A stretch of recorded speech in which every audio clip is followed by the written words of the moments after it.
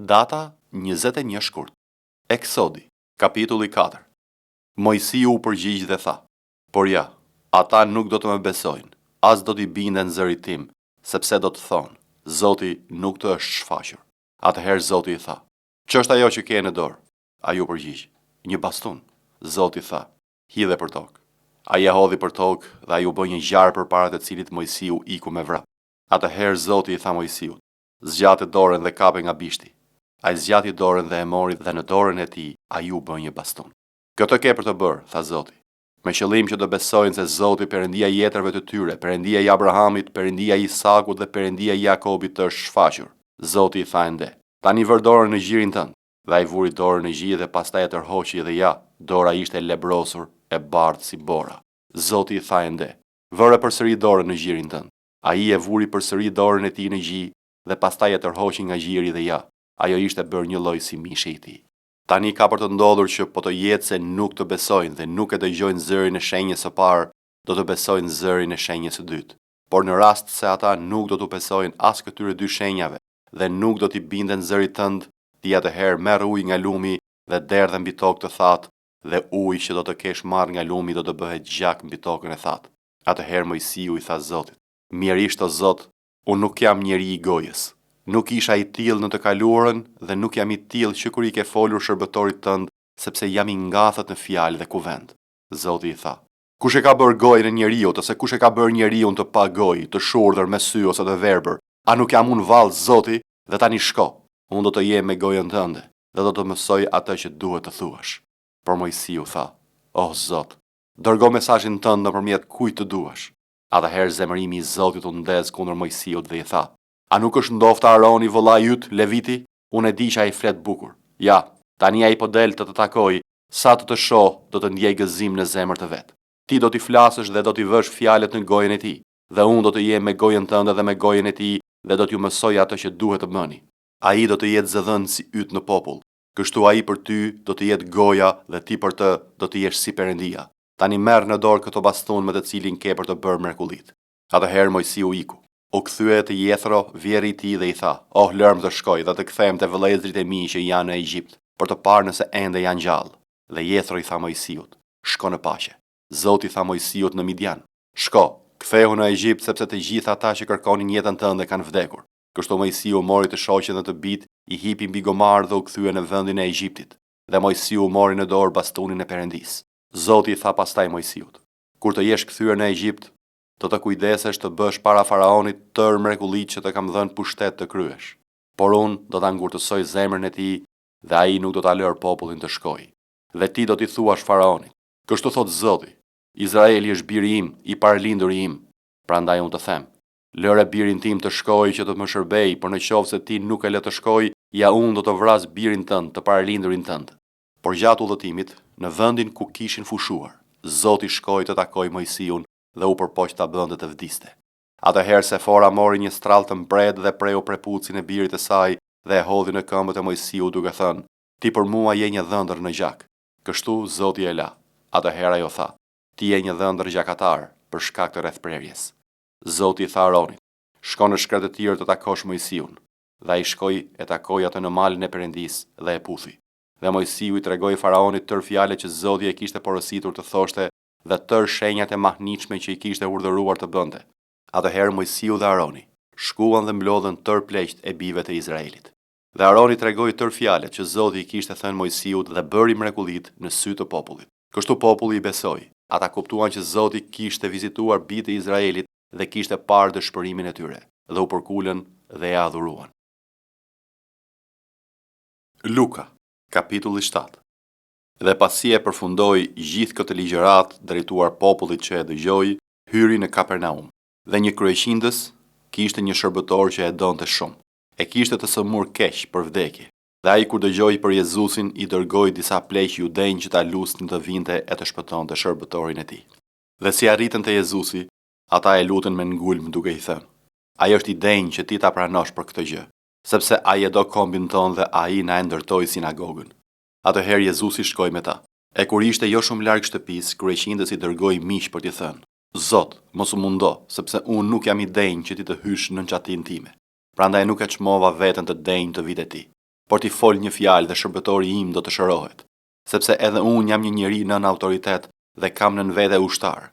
Dhe i them njërit, shko, dhe ai shkon, dhe një tjetri eja, dhe ai vjen, dhe shërbëtori tim bëje këtë dhe ai e bën. Kur i dëgjoi këto, Jezusi u mrekullua prej tij, dhe duke u kthyer turmës që i vinte pas tha, unë po ju them se as në Izrael nuk kam gjetur një besim kaq të madh. Dhe kur të dërguarit u kthyen në shtëpi, shërbëtorin e sëmur e gjetën të shëndosh. Dhe ndodhi të nesërmen që ai erdhi në një qytet që quhej Nain, dhe bashkë me të shkonin shumë nga dishepujt e vet dhe një turmë e madhe. Dhe kur ju afrua portës së qytetit, ja që po çonin për ta varrosur një të vdekur, djalin e vetëm të nënës së tij që ishte e ve, dhe një turmë e madhe nga qyteti ishte me të. Dhe posa e pa, Zoti pati dhe mshuri për të dhe i tha, mos qaj. Edhe ju afrua, preku vigun dhe ata që e bartnin u ndalën. Atëherë ai tha, djalosh, unë të them ngrihu. Dhe i vdekur ju qua ndenjur dhe filloi të flas. Dhe Jezusi ja dha së ëmës. Atëherë të gjithë vu hyri frika dhe lëvdonin Perëndin duke thënë, midis nesh u ngrit një profet i madh, dhe Perëndia e vizitoi popullin e vet. Dhe kjo fjalë për të u përhap në përgjithë Juden dhe anë mban krahinës përreth. Dhe dishepujt e tij treguan Gjonit për të gjitha këto, dhe Gjoni thiri pranë tij 2 nga dishepujt e vet dhe i dërgoi te Jezusi për t'i thënë, a je ti ai që duhet të vi, apo duhet të presim një tjetër? Këta burra pra shkuan tek ai dhe i thanë, Gjon Pagëzori na dërgoi te ti për të thënë, a je ti ai që duhet të vi, apo duhet të presim një tjetër? Dhe në atë orë shëroi shumë veta nga sëmundjet, nga mundimet dhe nga frymrat e liga, dhe shumë të verbërve u adhuroi të parit. Dhe Jezusi duke u përgjigjur u tha atyre, shkoni dhe i thoni Gjonit që keni parë dëgjuar. Të verbërit fitojnë përsëri të parit, të qalet ecin, lebrozët po pastrohen, të shurdhit po dëgjojnë, të vdekurit po ngrihen dhe ungjilli u shpallet të varfërve, dhe luma ai që nuk do të skandalizohet prej meje. Kur lajmëtarët e Gjonit u larguan, ai filloi t'i thotë turmave për Gjonin. Çdo le të shihni në shkretë të tir. Një kallam që atu ndera, po çdo le të shihni. Një njeri të veshur me rroba të buta? Ja, ata me rroba të shkëlqyera dhe që jetojnë në luks, janë në pallatet e mbretërve. Por çdo le të shihni, një profet, po unë po ju them, edhe më shumë se një profet. Ky është ai për të cilin u shkrua, ja unë po dërgoj përpara fytyrës sate lajmëtarin tim që do të përgatit udhën tënde përpara teje.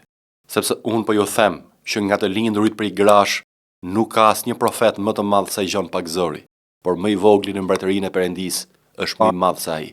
Dhe gjithë populli që e dëgjoi dhe ta grambledhësit i dhanë të drejtë Perëndisë dhe u pagëzuan me pagëzimin e Gjonit.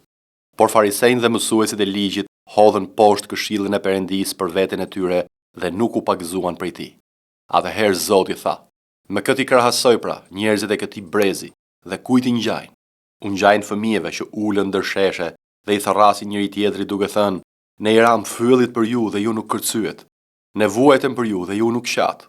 Erdhi pra Gjon Pagëzori që nuk ha bukë dhe as pi verë dhe ju thoni, ai ka një demon. Erdhi biri njeriut që ha dhe pi, dhe ju thoni, ja Gryksi dhe Pianeci, miku i tagrambledhësve dhe i mëkatarëve, por urtësisë i japin të drejtë gjithë bijtë e saj.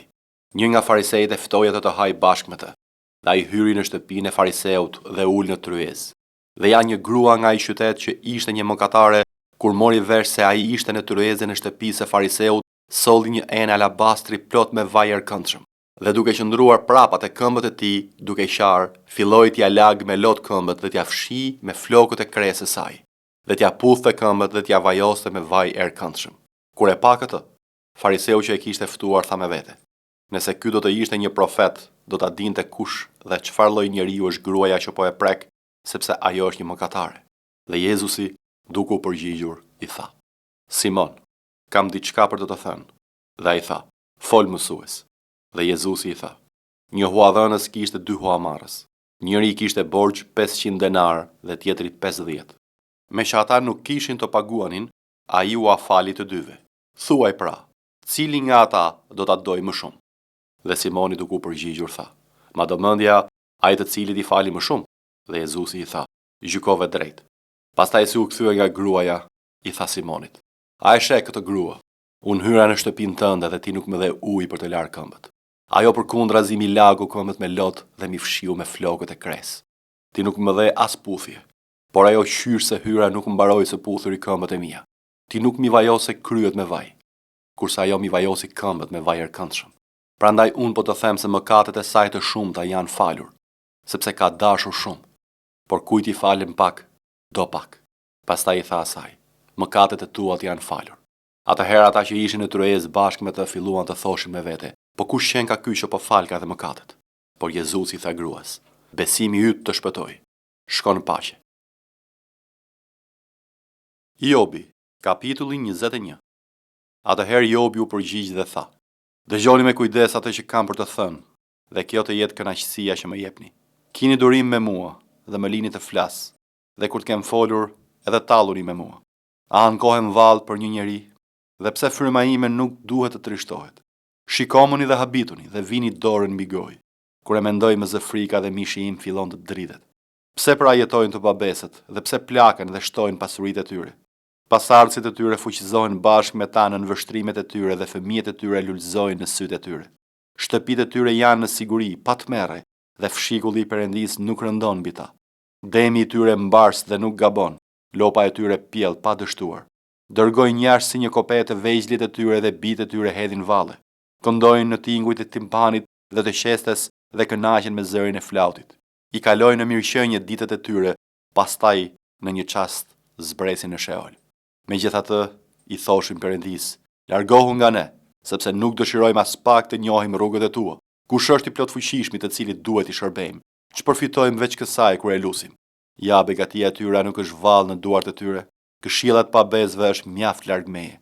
Sa herë shuhet llampa e të këqijve ose shkatërimi bie mbi ta, vuajtje që Perëndia cakton në zemërimin e tij? A janë ata si kashta përpara erës ose si byku që e merr me vete stuhia? Ju thoni se Perëndia ruan dënimin e paullësisë së dikujt për bijtë e tij. Ta shpaguaj Perëndia që ai të mund ta kuptojë. Të shoh me sytë e tij shkatërimin e vet dhe të pi nga zemërimi të plot fuqishmit. Çfarë i hyn në punë në fakt shtëpia e tij pas vdekjes, kur numri i muajve të tij është mbushur? A mundet ndokush ti mësoj Perëndis njohuri, atij që gjykon ata që ndodhen atje lart? Dikush vdes kur ka plot fuqi, i qetë dhe i sigurt. Ka kovat plot me qumësh dhe palca e kockave të tij është e freskët. Një tjetër përkundrazi vdes me shpirt të hidhëruar, pa pas shijuar kurrë të mirën. Që të dy derdhen bashkë në pluhur dhe krimbat i mbulojnë. Ja, unë njoh mendimet tuaja dhe planet me të cilat doni të ushtroni dhunën kundër meje. Në fakt ju thoni, ku është shtëpia e princit dhe ku është çadra banesa e njerëzve të këqij? Nuk i keni pyetur ata që udhtojnë dhe nuk i njihni shenjat e tyre? Njerëzit e këqij në fakt shpëtojnë ditën e shkatërimit dhe qohen në shpëtim ditën e zemërimit. Kush e qërton për sjelljen e tij dhe kush i jep shpagim për atë që ka bërë? Ato e çojnë në varr dhe i bën roje varrit të tij. Plisat e lugines do të jenë të ëmbël për të. Tërë njerëzia do ta ndjek, ndërsa një mori pafundi shkon prapa. Si mund të më ngushëlloni pra me fjalë të kota, kur nga fjalët tuaja nuk mbetet veç si gënjeshtra? 1 Korintasve, kapitulli 8. Për sa u përket flijimeve për idhujt, ne e dim se të gjithë kemi njohuri. Njohuria fryn, kurse dashuria ndërton. Por nëse dikush mendon se di diçka, ai nuk njeh ende asgjë si kundër duhet të njohë. Por nëse dikush e do Perëndin, ai është i njohur prej tij. Pra për sa i përket të ngrënit e flive që u bën idhujve, ne e dim se idhulli nuk është asgjë në botë dhe se nuk ka Perëndi tjetër veç një. Sepse ndon se ka të ashtu i quajtura Perëndi në qiell në tokë, sikurse ka shumë Perëndi dhe shumë zotër, por për ne ka vetëm një Perëndi, Ati nga i cili janë të gjitha gjërat dhe ne në të, dhe një Zot, Jezu Krishti me anë të cilit janë të gjitha gjërat dhe ne jetojmë me anë të tij. Por njohuria nuk është në të gjithë. Madje disa deri me sot të ndërgjegjshëm për idhullin hanë gjëra si të flijuara idhujve, dhe ndërgjegja e tyre duke qenë e dobët për lyhet. Por ushqimi nuk na rekomandon te Perëndia. As po të ham nuk fitojmë gjë më tepër dhe as po të mos ham s'kemi gjë të mangët. Por kini kujdes se mos kjo liria juaj bëhet pengesë për të dobtit, sepse në qoftë se dikush të sheh ty që ke njohuri të ulur në tryezë në një tempull idhujsh, ndërgjegja e tij që është e dobët, a nuk do të inkurajohet që ai të hajë mish të flijuar për idhujt?